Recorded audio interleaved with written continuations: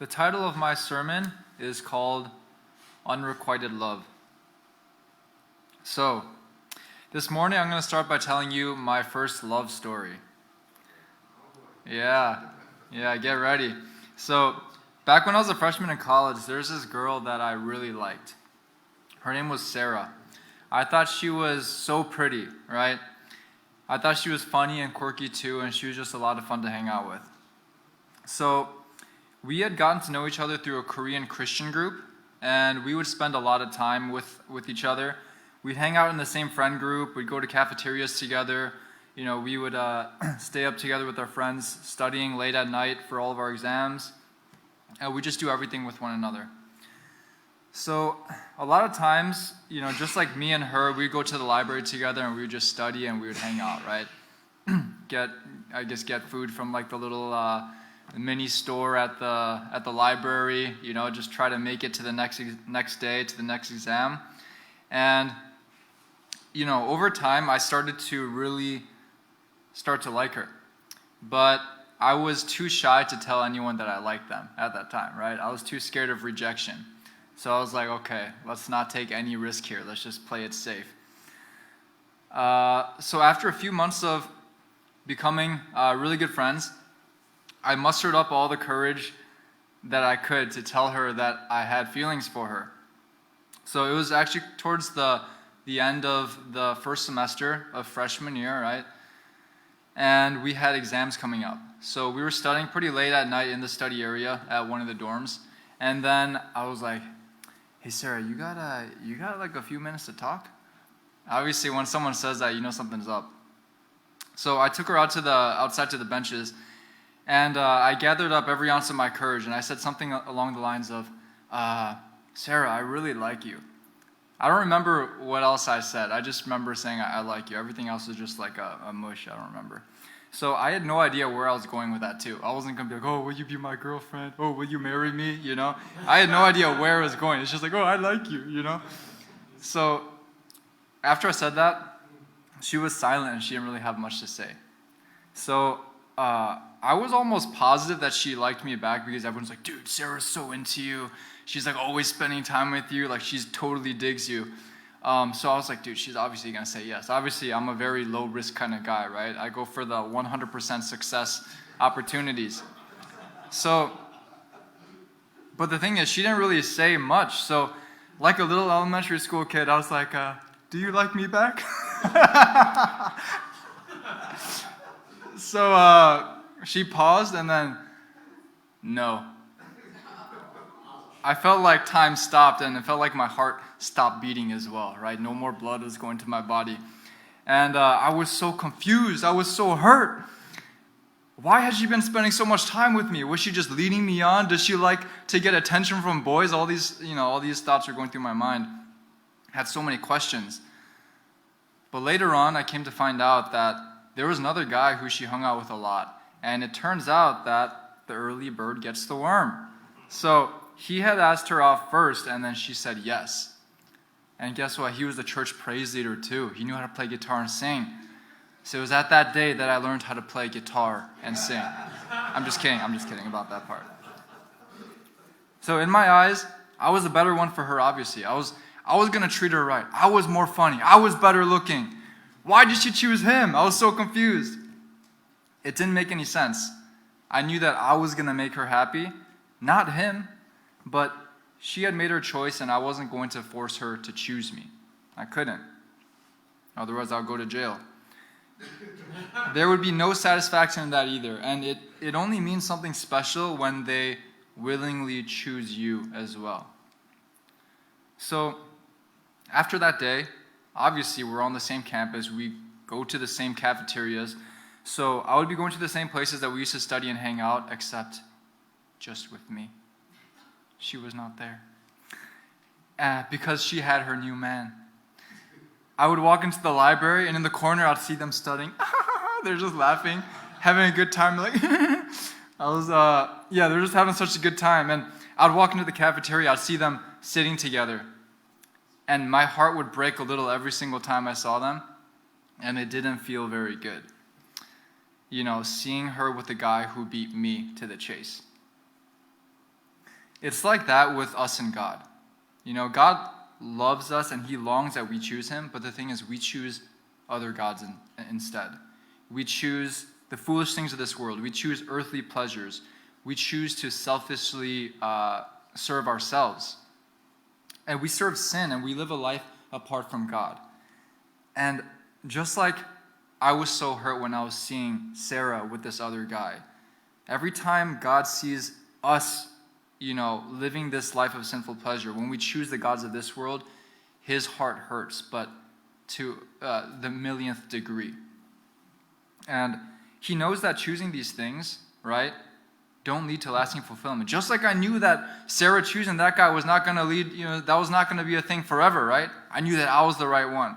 But in that same way, when God sees us doing that, he knows that we are the only, that he is the only source of true joy and true happiness.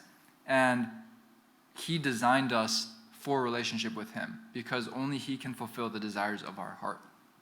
And the thing is, he knows this, and he's so frustrated because he knows that he's the only true source of joy while we're chasing after all of these things that don't fulfill. And, the thing is, a lot of times we might actually keep kind of choosing God, but then we go back to our sinful flesh, and we go back to these sins or these addictions or whatever it might be. But then we try to go back to God. Then we go back and forth between the world and God and the world and God, and God doesn't force us to stay. So I want to turn to Hosea chapter 1, verse 2.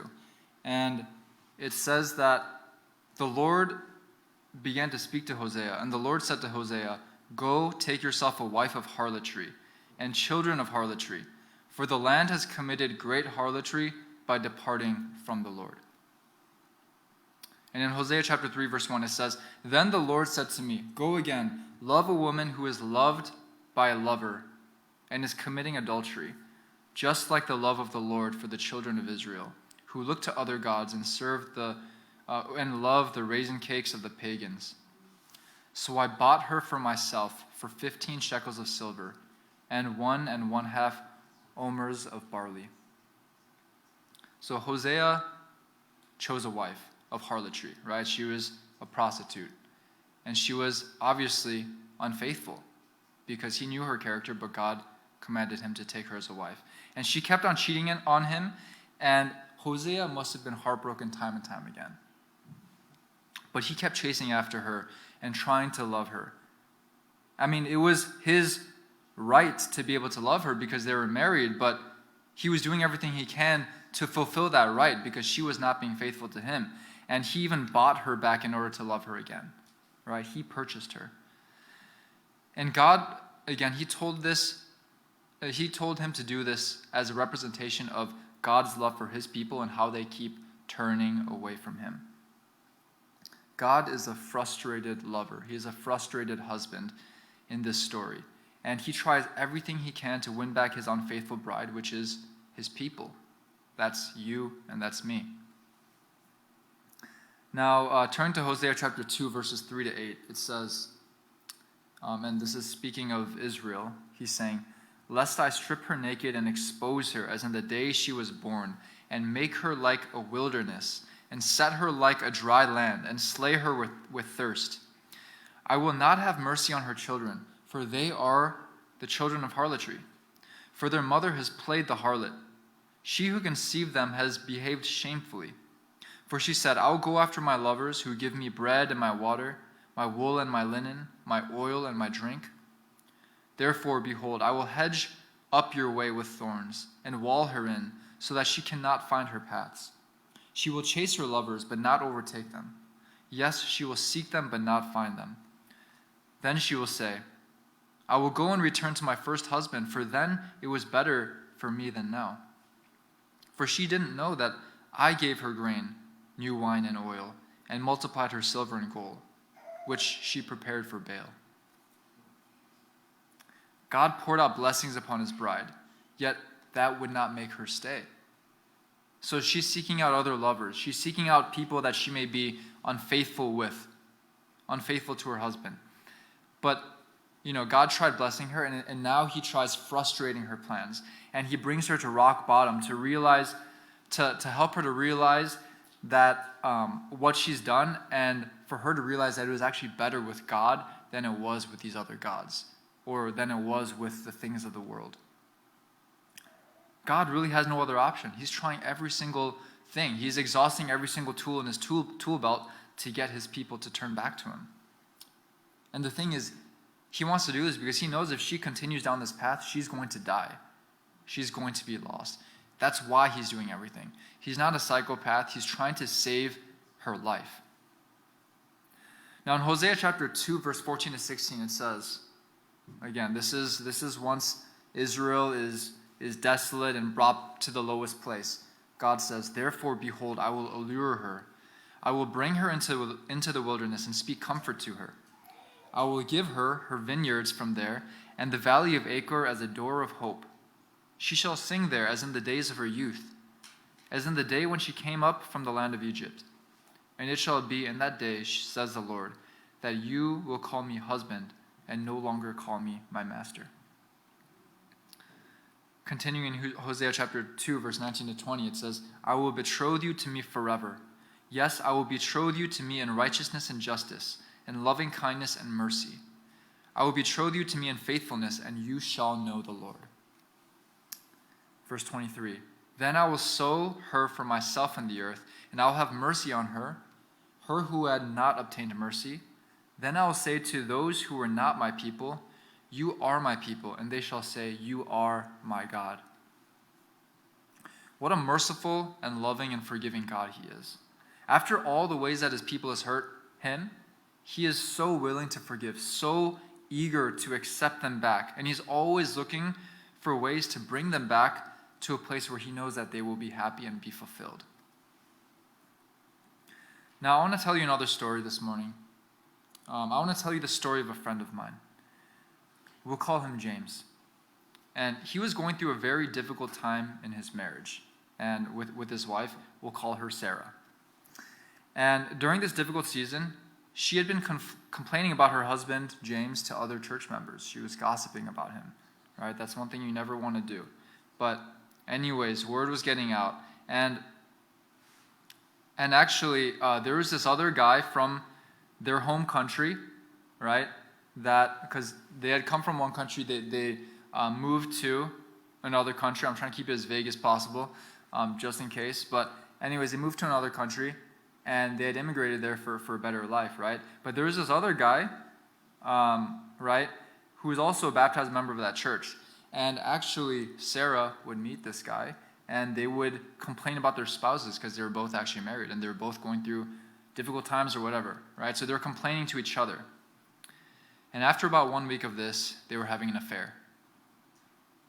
James had no idea what was going on, but actually he received a call from the other guy's wife, and she said that their spouses were in a hotel together. At first, he was in denial, and he thought that, listen, this woman is crazy, right? She's just making up stories. He didn't believe what she was saying. Obviously, it's very hard to just accept something like that out of the blue. But she kept insisting, so he decided to go investigate it. So he got in his car and he drove to the hotel. And when he got to the hotel, he caught them together in the hotel lobby. He saw them with each other. He was so furious. He was so mad. He told me that he would have killed the guy. That's how mad he was. But the Spirit of God was restraining him. Just prior to him going to the hotel, he was actually sitting on a bench trying to think, trying to cool off. But a random guy came and sat down next to him. And he randomly said, "God sent me here to tell you a message. You have spiritual warfare ahead, and you need to equip yourself. You need to be prepared."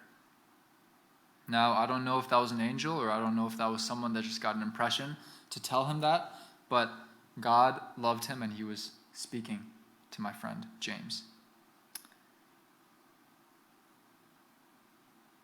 So, after he found them together and confirmed that his wife actually was cheating, he was so angry, he was so heartbroken, as you guys can possibly imagine, and he was so emotionally distraught.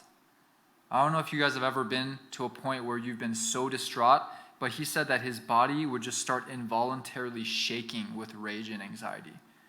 I've never experienced that before, but I know some people have, especially when it comes to terrible breakups and infidelity.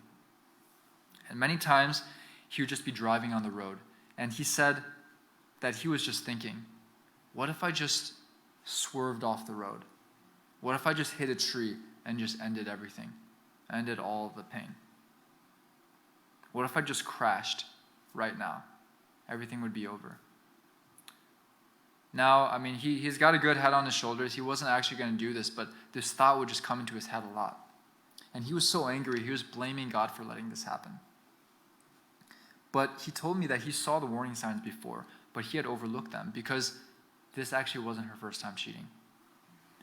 While they were still dating, actually, there was a time where he was away on a study abroad, and I think a friend told him that they saw Sarah, right, at the time, their boyfriend and girlfriend, and she was meeting this guy at a popular meeting spot in the city, and it was somebody from her past. I can't remember if it was an ex or if it was somebody else, but anyway, she was meeting with this person. So he had hints of suspicion, but he ignored it, and he chose to marry her anyway. She was pretty. Maybe that blinded his judgment. Maybe he thought she was so beautiful, and I'm not going to find someone like this again, right? So he went ahead with the wedding anyways. You know, they say that love does blind you, and beauty can also blind as well. So he acknowledged in hindsight that it wasn't God's fault because God actually let him choose, and what happened was a consequence of his own choice. He saw the warning flags, but he went ahead. And after being caught with the other guy, the crazy thing is his wife didn't even care. She said that she was going to do what she wanted. She kept on cheating. She kept meeting this guy. I'm telling you, I never noticed this before. I did meet her before a while back, actually a couple times. But the way that he was explaining her thinking, it was almost that of a sociopath. And she would even keep going to church and see this guy. They all went to the same church. And even though he was so heartbroken, he decided that, listen, I'm not going to try to fight with her. I'm not going to try to make her feel sorry and apologize. He didn't want to scold her or lash out at her in rage for her infidelity, even though he was so hurt. But he forgave her and he tried to win back her love. And he even kept the fact that she was cheating a secret in order to help her to save face and that her reputation wouldn't be tarnished. He just urged her, just come back. I don't want to fight. Just come back to me. I forgive you. Please, won't you just come back? But the thing is, she didn't care. She didn't want anything to do with him, even though he forgave her. And she was completely apathetic towards him, and she would just say like really fake apologies. You know, when someone says an apology, you could just tell that they really don't care. They're just talking. Their mouth is just talking, right? There's no sincerity in her voice.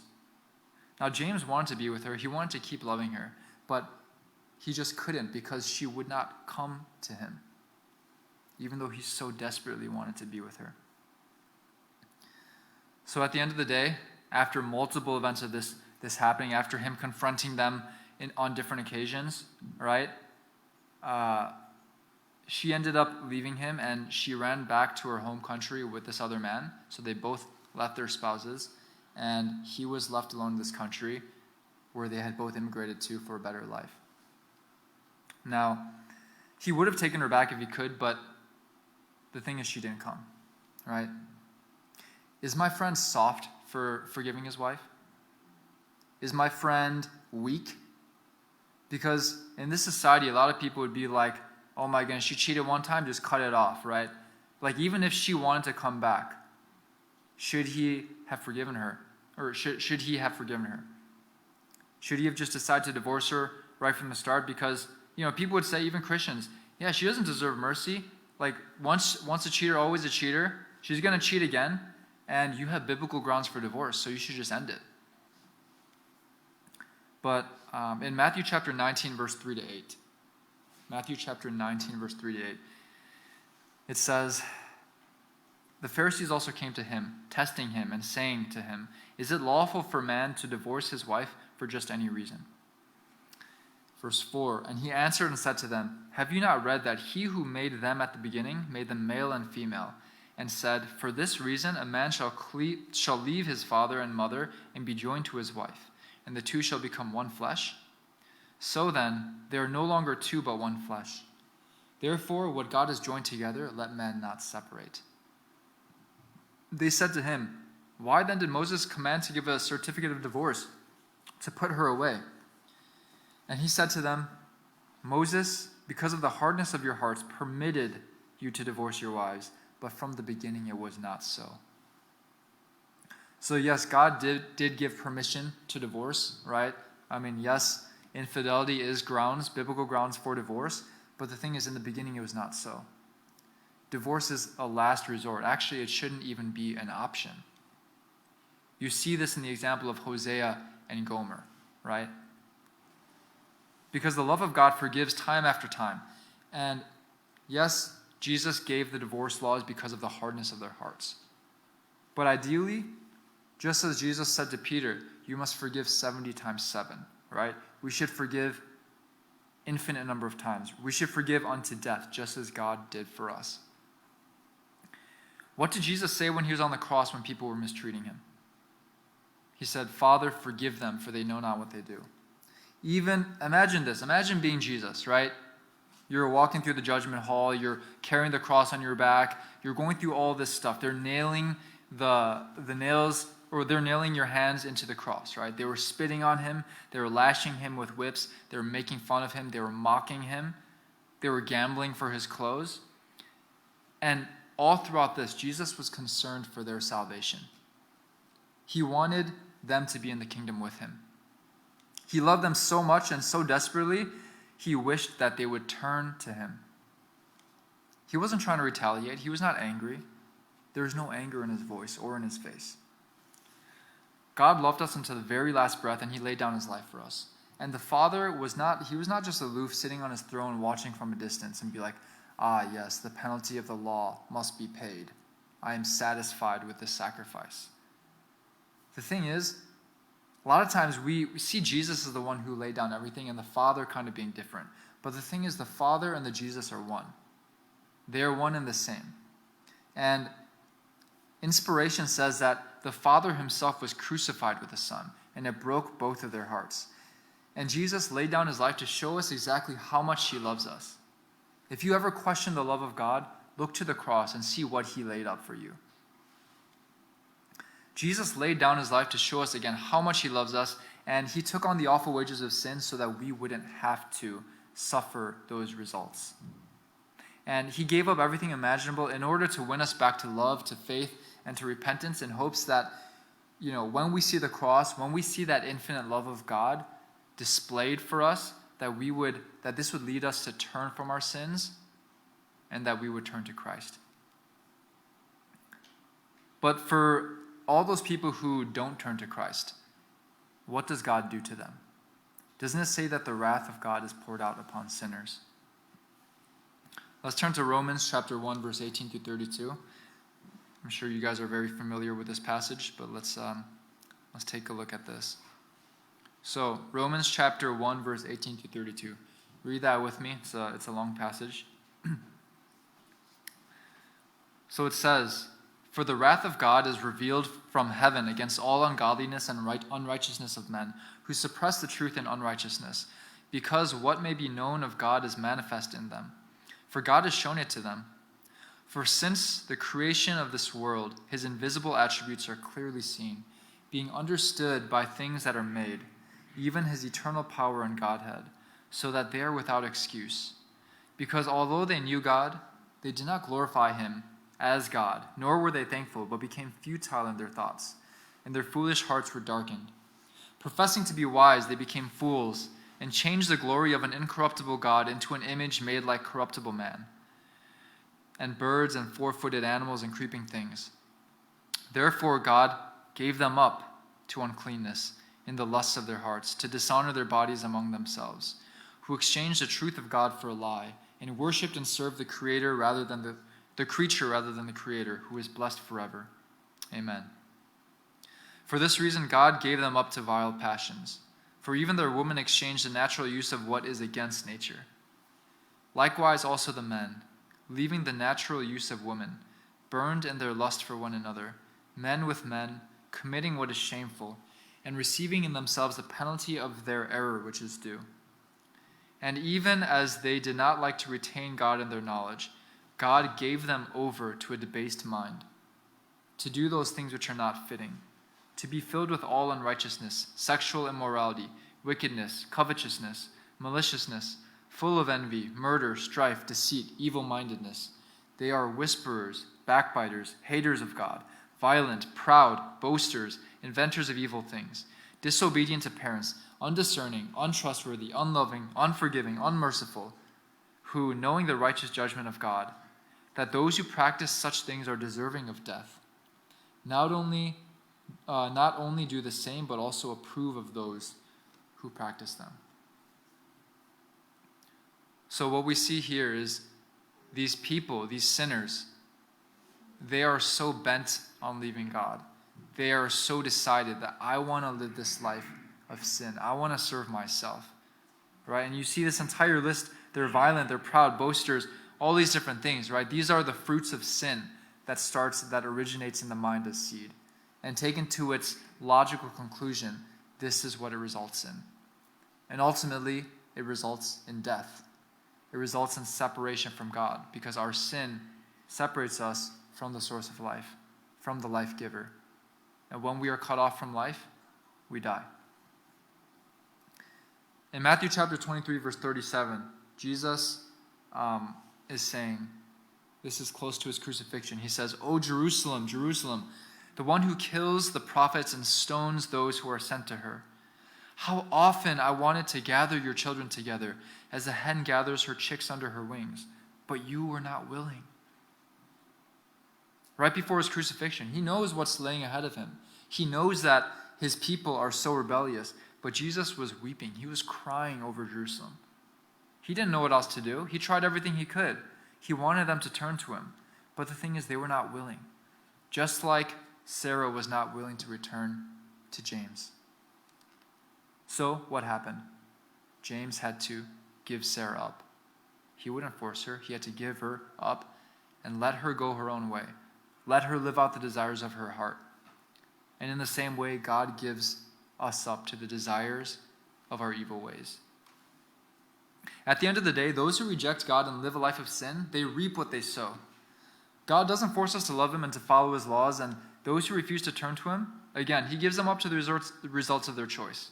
He says, "I've tried everything I can to save you, but if you really don't want me, I'll let you have what you want." And the inevitable result is eternal death and forfeiting an eternity of bliss with God. The Psalms says, "All those who hate me love death." God gives us that choice, but he only wants us to make a genuine and voluntary choice. He wants voluntary love, because that's the only way true love is given. And he gives us up in the end. God is the good and faithful husband. He's the good father that knows what's best for us, but we've run away from him. 2 Peter chapter 3, verse 9 says, "The Lord is not slack concerning his promises, as some count slackness, but is long-suffering towards us, not willing that any should perish, but that all should come to repentance." He wants us to turn from our ways so that we might live. And when we turn from our sin, when we turn to God, that's how we might live and have true joy. You know, not the joy, or I guess you can call it the fleeting pleasures of sin, right? The ephemeral, the elusive pleasures of sin, right? It's something that we keep chasing, but we can never quite grasp. We were created with the purpose of knowing God and to be in loving relationship with him. That was our purpose. That's why he put us on this earth. That's why we exist today. And anybody who's dabbled with the pleasures of this world, anybody who's spent time in the world and has come back, knows that the pleasures of this world, they just truly don't satisfy, right? They don't satisfy, because God has actually placed a God-shaped hole in our heart. He's placed a longing for things that are greater than the earthly in our hearts. God has placed eternity in our hearts, as Jeremiah says. So, if any of us this morning are living a life, maybe in rebellion to God, or maybe we're not fully surrendered to God, I just pray that you would truly turn to him and that you would let him love you and show you what life is supposed to be like. that you would allow him to give you the joy and peace that only he's able to give.